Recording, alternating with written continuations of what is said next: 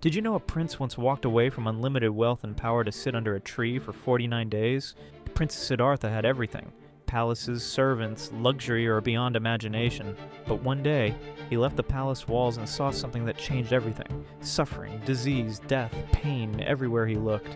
He realized that all his wealth couldn't protect him from life's deepest problems.